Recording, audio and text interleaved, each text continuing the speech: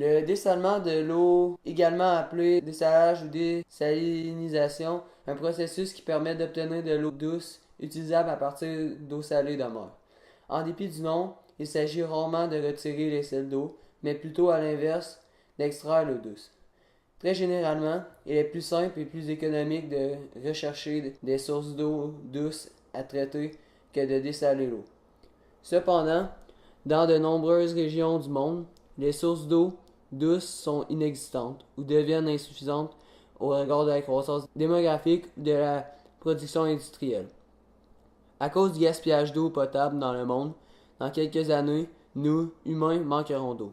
Il y a déjà sur la planète Terre un manquement d'eau en Afrique. Si cela continue, même le Canada, pays qui détient le plus d'eau potable avec son grand nombre de lacs et de rivières, finira un jour par manquer d'eau.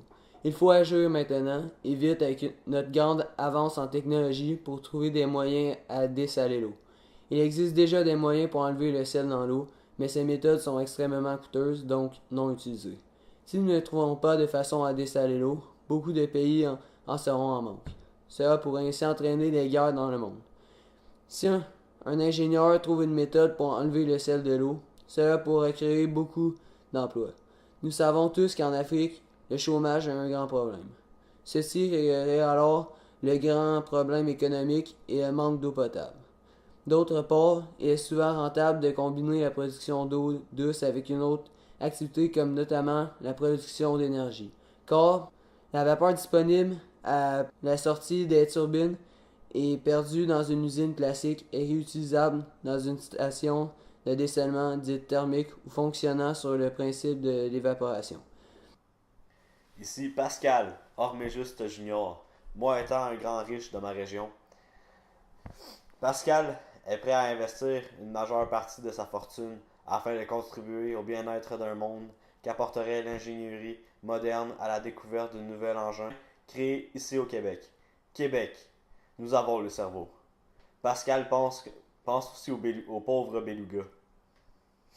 L'eau potable dans mon pays chaud permettrait de faire croître de multiples arbres fruitiers qui aideraient à combattre les carences de vitamines, comme le beriberi et le scorbut.